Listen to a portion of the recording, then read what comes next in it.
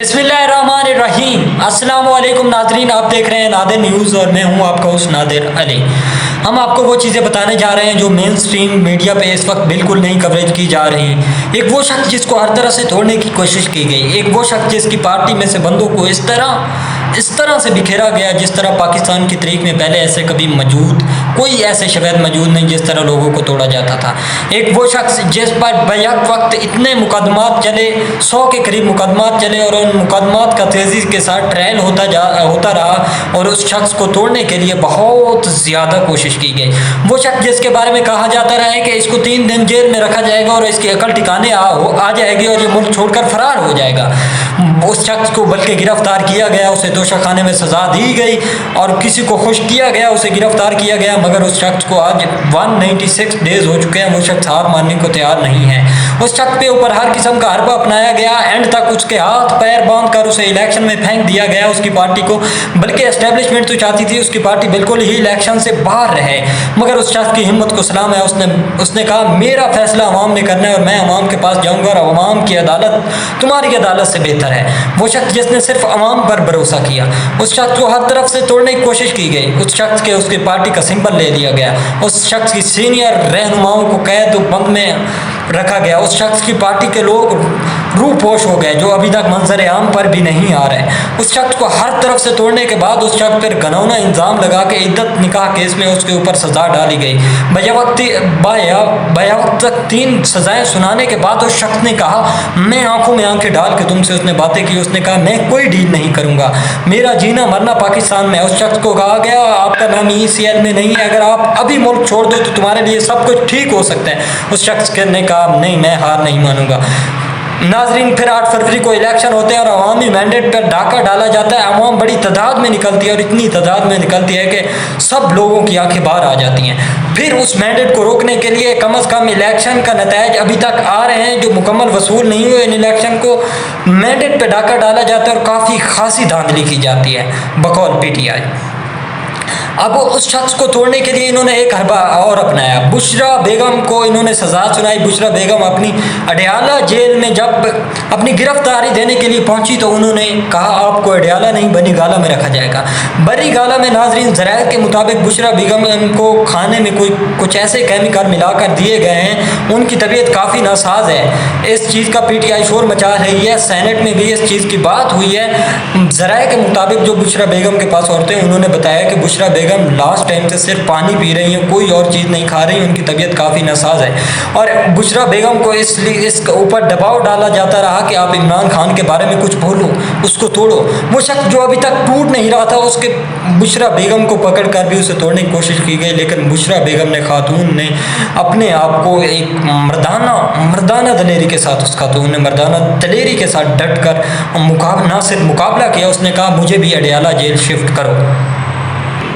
उस खातून की जुर्रत को सलाम है। नाजरीन, दूसरी जानिब पीपल पार्टी और नून लीग के दरमियान जो बंदर बांट हुई है उसके बारे में हम आपको बताने जा रहे हैं। ज़राए के मुताबिक दोनों पार्टियों में शहबाज शरीफ को वज़ीर आज़म और आसिफ अली जरदारी को सदर बनाने पर पहले ही इत्तफाक हो चुका था, लेकिन पीपल पार्टी ने एक और रोला डाल दिया। वो रोला इस तरह का डाल दिया, पीपल पार्टी ने पंजाब में गवर्नरशिप का नून लीग को कहा कि आप अपना वज़ीर आला लाएँ जो कि वो मरियम साहिबा को मुसल्लत करना चाह रहे हैं। एक ऐसी तजर्बाकार, बहादुर, निडर, नवाज शरीफ मोहतरम मुश्किल आने पर लंदन भाग जाने वाली के बेटी को पंजाब जैसे बड़े सूबे पर मुसल्लत किया जा रहा है। उन्होंने कहा बेशक आप उसको मुसल्लत करें, हम आपको रोकेंगे नहीं, मगर गवर्नरशिप हमें दें। और उन्होंने स्पीकर कौमी असम्बली का ओहदा भी उनसे मांग लिया।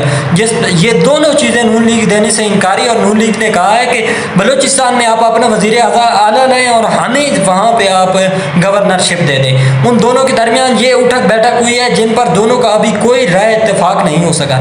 इधर बिलावल साहब कहते हैं जी मैं अपनी शराइत पर कायम हूँ, मैं अपने मौक़िफ़ पर कायम हूँ, अवाम ने किसी को मैंडेट दिया ही नहीं है तो मिल के हुकूमत बनाने पड़ेगी, ये हमारी मजबूरी है। बिलावल साहब आप ज़रा अपनी आँखें खोलें, अवाम ने मैंडेट दिया है, अवाम ने उन लोगों को मैंडेट दिया है। अवाम से पूछो, अवाम कहती है हमने तो वोट दिया है, और वोट उन्होंने किस दिया? अवाम ने अगर मैंडेट ना दिया होता तो पाकिस्तान की तारीख में पहली बार 95% 1% कौमी असम्बली में 95 आज़ाद उम्मीदवार कामयाब ना होते।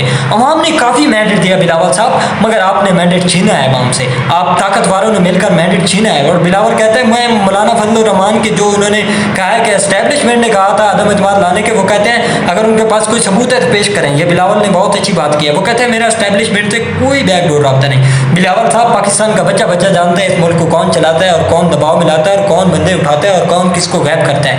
आपको ये बताने की ज़रूरत नहीं, हर कोई जानता है एस्टेब्लिशमेंट का कितना किरदार है पाकिस्तानी इदारों पर। एस्टेब्लिशमेंट पाकिस्तान में कितना किरदार अदा करती है वो सबको पानी की तरफ, जिस तरह पानी हर किसी को पता है कि पानी किस तरह जो है निचली सतह पर बहता है, तो इस तरह उनको भी पता है एस्टेब्लिशमेंट किस तरह बहती है।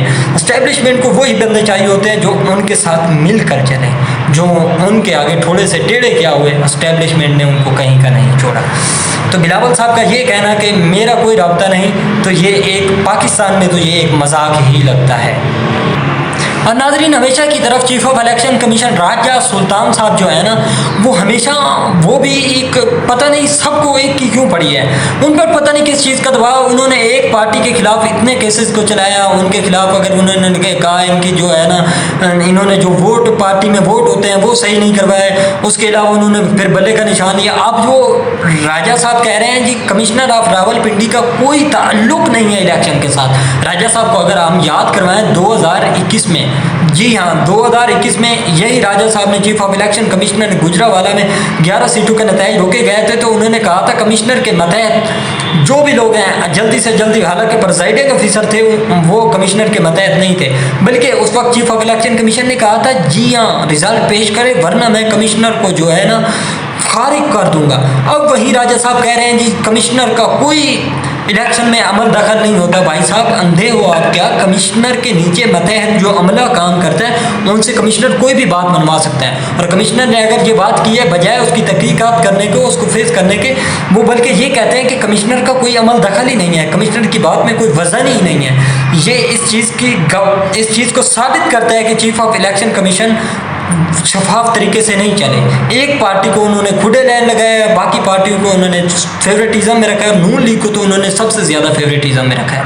अब नून चीफ ऑफ इलेक्शन कमिश्नर से पीटीआई के अरकान ने आज सेनेट में भी मुस्तफ़ी होने का मुतालबा किया और कहा है चीफ ऑफ इलेक्शन कमीशन को शर्म आनी चाहिए, उसे अवाम से माफ़ी मांगनी चाहिए, उसने अवाम के मैंडेट पर डाका डलवाया है और वो इन चीज़ों में मुलव्वस है, और उसे पकड़ा कर उसे इस्तीफ़ा देना चाहिए।